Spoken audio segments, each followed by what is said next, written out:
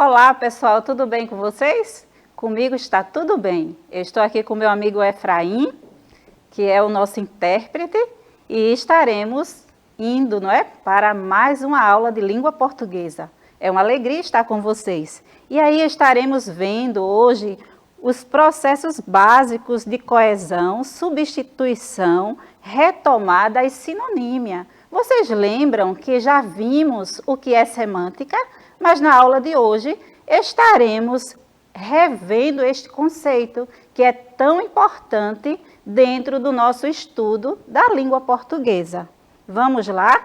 Então, para lembrar, fixar este conhecimento, eu sempre falo com vocês no início da aula, ou no meio, ou até mesmo no final. Eu sempre lembro que é muito importante estarmos, para fixar o conhecimento, lendo, relendo, escrevendo e reescrevendo o que for preciso dentro da escrita, seja ela qual for. É necessário este processo para gerar este aprendizado. Então, organiza aí o seu espaço, organiza aí, seja o sofá, na sala, seja você esteja ainda aí, no seu ambiente ainda, do seu quarto, seja onde for. Organiza aí, chama o seu irmãozinho para assistir a aula, para ficar o ambiente tranquilo, chama a sua família, alguém que está aí, e se prepara, pega um caderno, um lápis, uma caneta, e vamos a mais um conhecimento da língua portuguesa, ok? Então, no dia de hoje, nós estaremos revendo, lembrando, relembrando o que é semântica. Semântica é a parte da gramática que estuda os aspectos relacionados ao sentido de palavras e enunciado. Então, cada palavra colocada em uma oração, em uma frase, que ela é falada ou escrita, ela tem um sentido.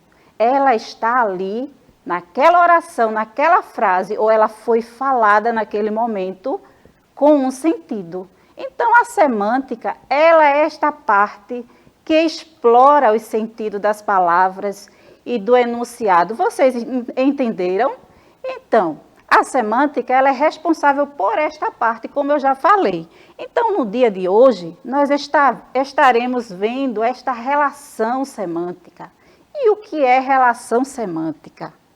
O que é isso? Então, eu coloquei essa imagem aqui, quando estamos tocando, abraçando, tocando, cumprimentando alguém, nós estamos, selando uma relação. Então, vamos ver, e existem outras maneiras, de nos relacionarmos com as pessoas, às vezes até no olhar, quando olhamos pelo sorriso, quando olhamos para alguém. É tão legal quando pela manhã você vê alguém, chega perto de alguém, bom dia, e aquela pessoa dá aquele sorriso, leve, suave. Você está se relacionando com a outra pessoa através do olhar, através do sorriso, através do aperto de mão. Então, na língua portuguesa, nós também temos essa relação semântica, que é a relação de sentidos.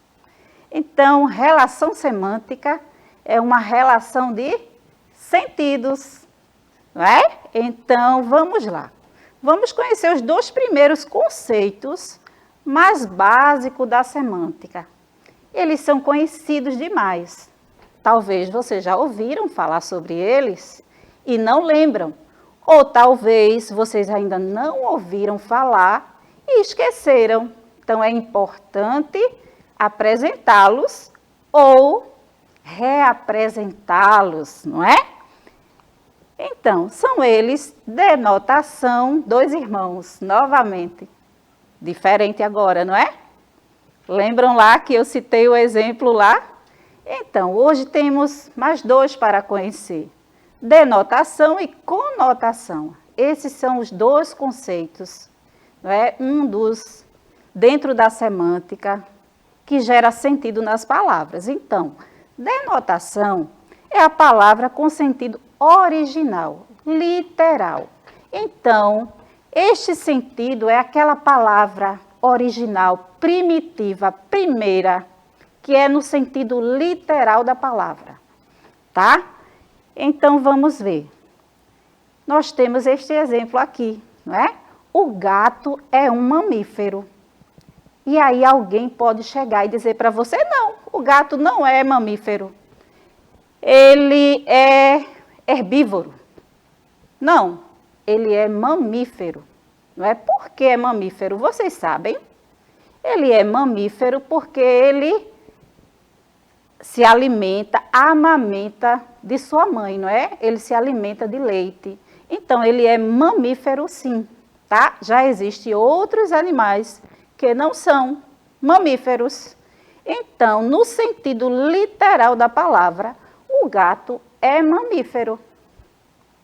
O sentido é literal. Já a conotação.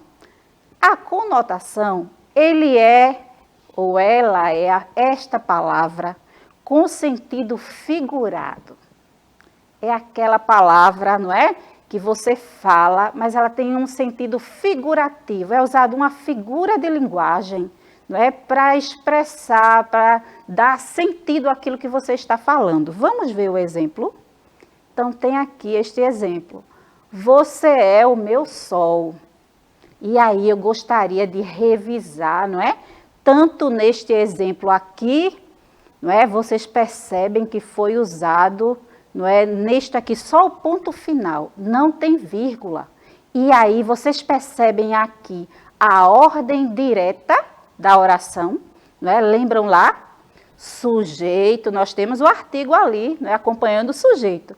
Mas aí está na ordem direta, sujeito, verbo e complemento. Tá? Só lembrando, não é? Para fixarmos o conteúdo. E aí agora nós temos este exemplo também. Você é o meu sol. Quando alguém fala assim, não é? Você é o meu sol. Não é? Quando nós falamos, usamos esta expressão, nós estamos dizendo que esta pessoa nos ilumina, é alguém que nos deixa bem, é alguém que fornece para nós energia, não é? Força. Então, é uma expressão assim de tudo, né? Abrangente. Mas aqui, quando diz você é o meu sol, é um sentido figurado e não é um sentido literal, tá? Então, sinonímia, que é a outra parte, não é? De sentido que vamos estudar, ver hoje, lá no início, nós iniciamos falando que estaremos estudando os processos de coesão, não é? Substituição, retomada, sinonímia. E o que é sinonímia? Sinonímia é a relação que se estabelece entre as palavras de sentidos semelhantes. Sabe? Lembra lá, no ensino fundamental 1, lá nas primeiras séries, assim, segundo, terceiro ano, quando a professora apresentou para vocês, e ela apresenta até hoje, eu estarei apresentando aqui também para vocês, né? Os sinônimos e antônimos, aquelas palavras, não é? Os sinônimos, aquela que poderia substituir o outro com o mesmo sentido. E o antônimo era aquela palavra com sentido oposto, não é? E aí até brincávamos. Quente e frio, tá quente? Lembra daquela brincadeirinha que temos? Quente e frio, quente de pé, frio a gente baixava. Não é? Não sei se vocês brincam disso. Eu brinquei. E se tiver oportunidade, eu ainda brinco hoje, tá? Então, faz essa brincadeirinha depois daí com seus irmãos, seus colegas, né? Talvez seja tão bobo, vocês já estão com 10, 11, 12 anos. Não é? Tem alguém com 12 aí? Com 10, com 11, com certeza. Mas ainda é tempo de brincar, tá?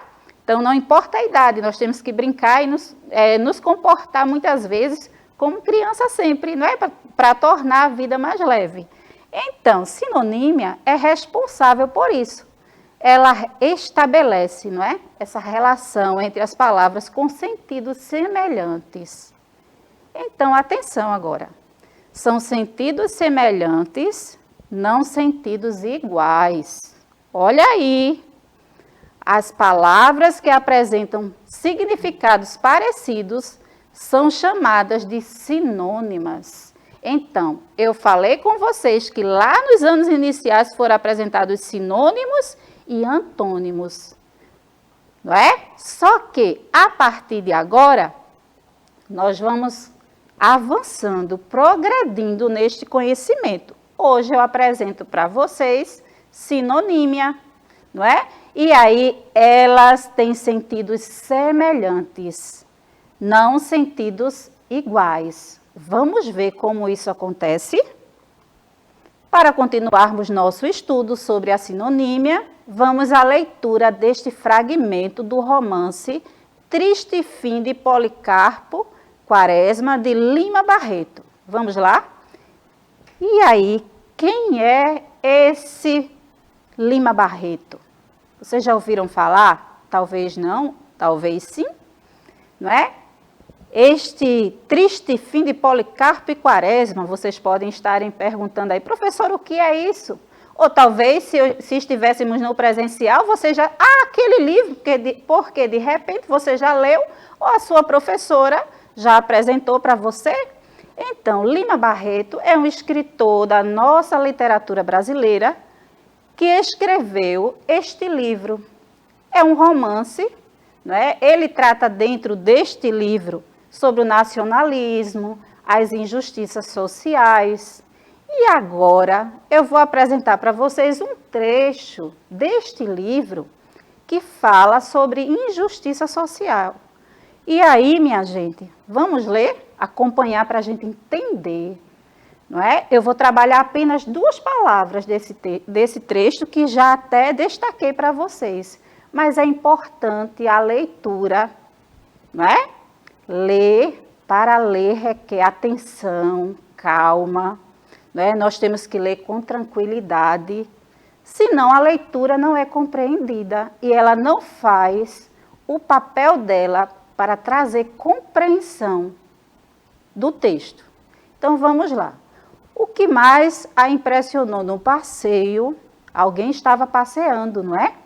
Alguém estava passeando e estava visualizando o que estava à sua volta. O que mais impressionou no passeio foi a miséria geral, a falta de cultivo, a pobreza das casas, o ar triste, abatido da gente pobre. Educada na cidade, ela tinha dos roceiros a ideia de que eram felizes, saudáveis e alegres. Olha uma reflexão aí. Será que todos que moram na zona rural, eles estão bem? Não é? Então, alguém que morava na cidade, passou, não é? E tinha uma ideia equivocada, e agora vê outro cenário. Vamos avançando. Havendo tanto barro, tanta água, por que as casas não eram de tijolos e não tinham telhas? Questionava a pessoa que via. Era sempre aquele sapê sinistro e aquele supapo, que deixava ver a trama de varas como o esqueleto de um doente, porque ao redor dessas casas não havia culturas, uma horta, um pomar. Olha, minha gente, para entendermos o texto, a importância de prestar atenção nas palavras. Nós temos aqui a palavra cultura. Está falando da nossa cultura popular brasileira? Não, está falando de cultura que num sentido de cultivar. Olha as palavras que vêm depois. Uma horta, um pomar. Então, quando é essa pessoa que é o eu lírico criado, vocês vão aprender sobre o eu lírico lá na frente. Quem sabe em uma das nossas aulas. O eu lírico é aquele personagem que o autor, o escritor, cria para escrever, não é, discorrer sobre ele. E aí é interessante, porque ela diz assim, havendo tanto barro, tanta água, por que as casas não eram de tijolos e de telha? Quer dizer, ela via aquelas casas de vara, que não eram de tijolo, não é? E ela compara o esqueleto de uma pessoa doente. Não é? Este eu lírico criado por Lima Barreto. E é interessante porque quando ela fala assim, nos remete a uma reflexão. Se não há estudos, não há um conhecimento, como era que esses agricultores iam construir o tijolo? Eles tinham barro, mas eles não sabiam fazer. E aí nos desperta, não é? Na nossa mente, a pergunta, não é? Por que eles viviam daquela forma? Eles não tinham condições, não é? Eles não eram ajudados, e aí é focado na ideia da injustiça social, que nem todos que estão na zona rural ou na zona urbana estão bem. Existem aqueles que têm pouco, existem aqueles que têm pouquíssimo, existem aqueles que têm para sobreviver e tem aqueles que têm muito, não é? Então, nós vemos aí as classes sociais, né? A, B, C, D, E, não é? E aí, quanto mais distante, mais difícil a situação, não é, minha gente? E é a realidade. Mas quando nós estamos vivenciando, seja em qualquer classe dessa, não é? Nós temos que sermos gratos, agradecer por aquilo que nós temos. Se temos pouco, devemos agradecer pelo pouco, não é? Se temos mais um pouquinho, devemos compartilhar, repartir com o outro. Pensa aí quando a sua mãe deixa lá o lanche e aí seu irmão ainda falta lanchar. Se você for lá e comer o lanche todo, você estará sendo, de certa forma, egoísta, não pensou no outro. Mas se você vai lá, tem pouco, mas você reparte, não é? E deixa para o outro, você está compartilhando, está tendo uma atitude linda, tá? E aí esses princípios, esses valores que influenciam na sociedade, eles começam dentro da nossa casa, sabe? Quando a gente começa a praticar ele dentro da nossa casa, e aí ele reflete na sociedade. Então a sociedade se torna melhor. Então esse é um momento, seja ele de dificuldade, não é, de falta de alguma coisa, ou de fartura, não é? Tem muita coisa. Esse é o momento de praticarmos este valor, não é? Ou estes valores, de partilhar, compartilhar com o outro aquilo que nós temos. Isso nos torna melhor para nós mesmos e para os outros. Não é legal? Então, começa a praticar aí. Então, vamos lá, avançando nesta compreensão deste texto. Não seria tão fácil, trabalho de horas, e não havia gado, nem grande nem pequeno. Eles não tinham nenhum gado, um bezerro, né? Eles chamam assim lá na zona rural. Eles não tinham nenhum grande, que já poderia vender e ter recurso, e nem tinham um pequeno para alimentar e ele crescer. Era raro uma cabra, um carneiro, por quê? Mesmo nas fazendas, o espetáculo não era animador. Quer dizer, minha gente, era de total pobreza, né? Ou miséria. Vocês já ouviram alguém chamando assim, dizendo assim, essa miséria, né? E aí você acha que é um palavrão, e é mesmo, uma palavra feia. Palavrão é uma palavra grande, com muitas sílabas. Mas a palavra miséria, não é? É falada assim, né? Palavra coloquial, miséria. Mas a palavra é miséria, que dá esse sentido amplo, sabe? Vamos ver? Essa palavra miséria, ela tem um sentido abrangente, que é de total dificuldade.